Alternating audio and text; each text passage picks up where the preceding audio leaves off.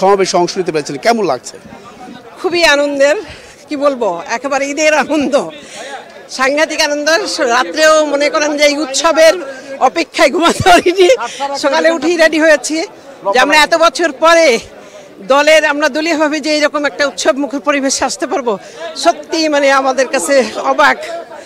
কি ধরনের প্রত্যাশা থাকতে পারে বিএনপি ভারপ্রাপ্ত চেয়ারম্যানের কাছে, কি ধরনের প্রত্যাশা থাকতে পারে? প্রত্যাশা এখানে মনে করেন দূর দূরান্ত থেকে সারা বাংলাদেশ থেকে নেতাকর্মীরা আসবে আজকে ইনশাল্লাহ। সকলের মুখ দেখব, সকলের সাথে আমাদের একটা মত বিনিময় হবে, এই যে একটা প্রত্যাশা।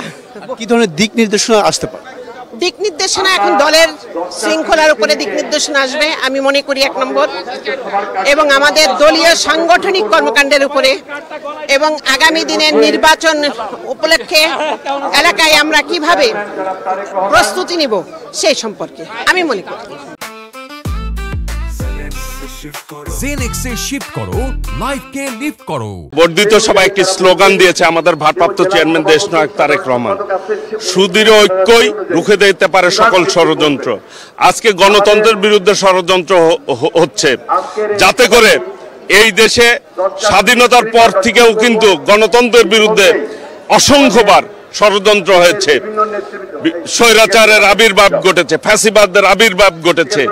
কাজেই আমি মনে করি যেই গণতন্ত্র শহীদ রাষ্ট্রপতি জিয়াউর রহমান দিয়েছে, বহুদলীয় গণতন্ত্র, দেশনেত্রী বেগম খালেদা জিয়া 9 বছর আন্দোলন করে স্বৈরাচার মুক্ত করেছে, দেশনায়ক তারেক রহমানের নেতৃত্বে ফ্যাসিবাদ বিরোধী আন্দোলন করে গণতন্ত্রের পথ সুগম হয়েছে। সেই গণতন্ত্র প্রাতিষ্ঠানিক রূপ দিতে চাই এই দেশের জনগণ। আজকে দীর্ঘদিন পরে এই বর্ধিত সভা আমাদেরকে নতুন বার্তা দিচ্ছে যে আমরা নতুন বাংলাদেশে নতুন করে আমরা রাজনীতি করব। কি ধরনের দিক নির্দেশনা আসতে পারে মনে করছেন?